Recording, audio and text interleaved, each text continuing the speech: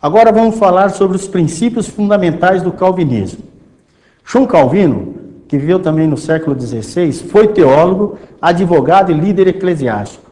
Era francês, nascido em Noyon, e após a morte de seu pai, ele se envolveu com os protestantes e se converteu ao protestantismo.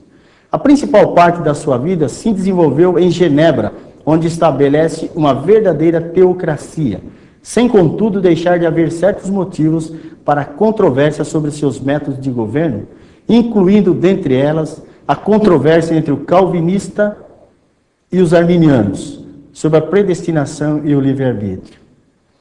O calvinismo. A controvérsia surge em oposição ao pensamento arminiano na manifestação do calvinismo em defesa dos seus princípios, utilizando também 5 pontos que se contrapõem aos 5 pontos arminianos. Esses pontos são apresentados e defendidos no Concílio de Dort.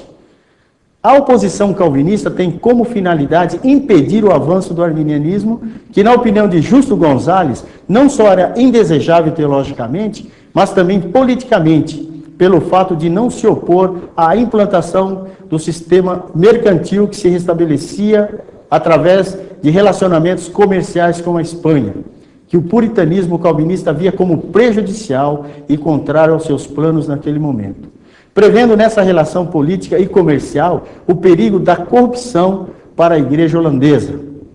Os opositores eram nacionalistas calvinistas, pessoas da classe média e baixa.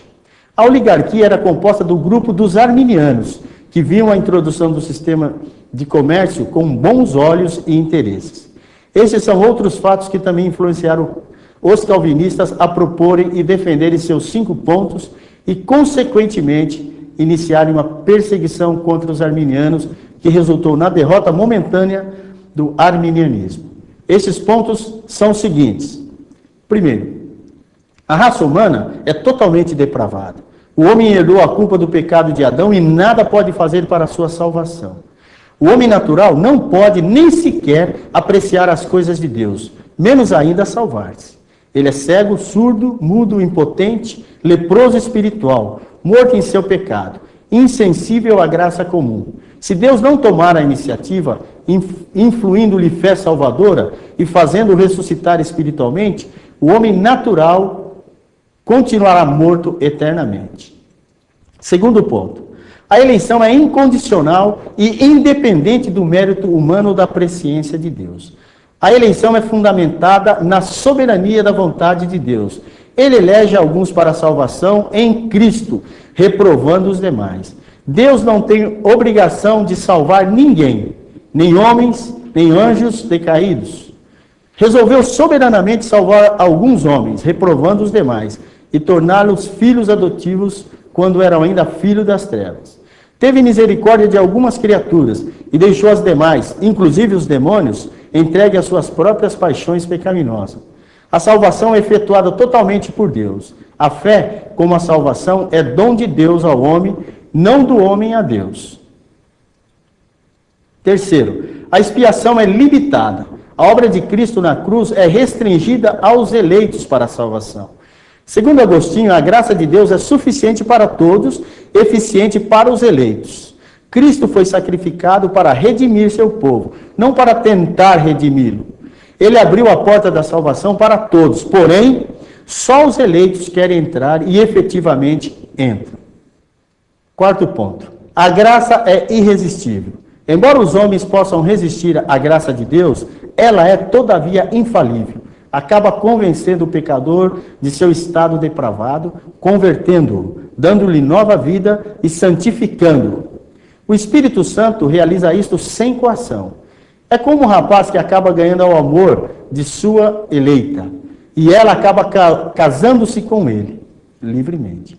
Deus age e o crente reage, livremente. Quem se perde tem consciência de que está livremente rejeitando a salvação. Alguns escarnecem de Deus, outros se enfurecem, outros adiam a decisão, outros demonstram total indiferença para com as coisas sagradas. Todos, porém, agem livremente. Quinto e último ponto. Os santos perseveram. Nada há no homem que o habilite a perseverar na obediência e fidelidade ao Senhor. O Espírito é quem persevera pacientemente, exercendo misericórdia e disciplina na condução do crente. Quando o ímpio estava morto em seu pecado e ressuscitou, Cristo lhe aplicou o seu sangue remidor, e a graça salvífica de Deus infundiu-lhe fé para crer em Cristo e obedecer a Deus. Se todo o processo de salvação é obra de Deus, o homem não pode perdê-la. Segundo a Bíblia, é impossível que o crente regenerado venha perder a sua salvação. Poderá pecar e morrer fisicamente. Os apóstatas nunca nasceram de novo, jamais se converteram. Com esses pontos, se estabeleceu a linha de pensamento da teologia reformada, que disputa lado a lado com a teologia arminiana, o direito de estabelecer a interpretação bíblica do relacionamento de Deus com o homem e deste com Deus, no que se refere à salvação. Estes dois pensamentos teológicos tiveram grande influência na igreja e na política da Inglaterra, inclusive nas decisões governamentais e os processos socio-religiosos da época. O resultado foi marcante para a igreja oficial inglesa, a igreja anglicana, durante mais de 300 anos, desde o século XV ao século XVIII.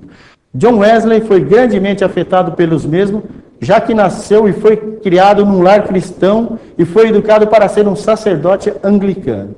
Porém, Wesley, ao invés de assumir um ou outro lado, teve sua própria intuição, e a partir da sua formação e experiência religiosa e social, ele fez sua própria interpretação do assunto, resultando no que conhecemos como arminianismo wesleyano, que será visto a seguir, começando pelo seu pensamento sobre o assunto que falamos.